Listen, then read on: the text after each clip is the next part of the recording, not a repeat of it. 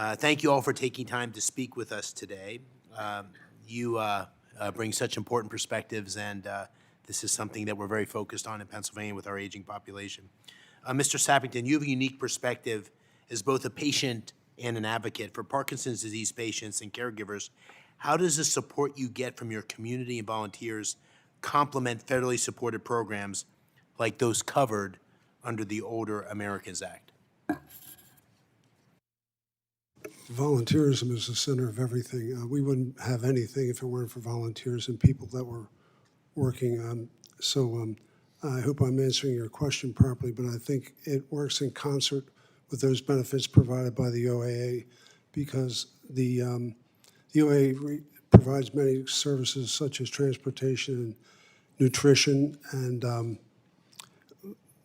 many other services. And I think without the people, the caregivers and the volunteers support them, you wouldn't be able to have all that. In other words, it wouldn't happen without they're synergistic, I guess.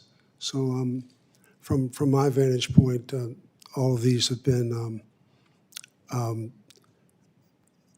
very beneficial for all of us. We would not be able to sustain the program that we have at all without that being the case, without the OA providing transportation and without providing some of the programs that they have. I know that the support group meetings that I go to were funded by the OAA, and so that's something that's been vital for us to get information and get the word out to other people. That through our volunteers, we were able to get large people that gathered for these meetings and get the word out about our programs that we offered. So again, they kind of go hand in hand.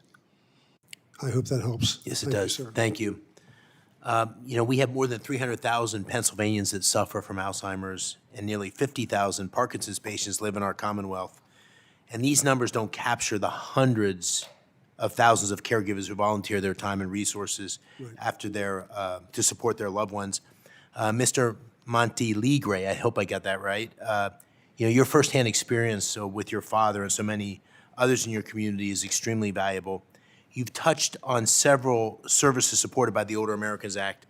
What do you think's missing in the programs covered under the OAA that would go a long way towards supporting Americans with these neurodegenerative diseases? Thank you for the question. I think one of the most important things is time. And the sooner that the family caregivers can learn what services there are at the diagnosis point. A lot of families get diagnosed, they get told, and they get appointments with social workers who can give them a multitude of options. And the family needs to understand that the sooner they can get their loved ones into treatment and therapy, the sooner they can start pushing back on these diseases that do not have cures. And I think a lot of times there's a slight delay between diagnosis and the start of community resource interventions. And if there's anything we could do to shorten that time or limit that time, it would make an impact in everybody's lives. Thank you very much. Thank you, Mr. Chairman.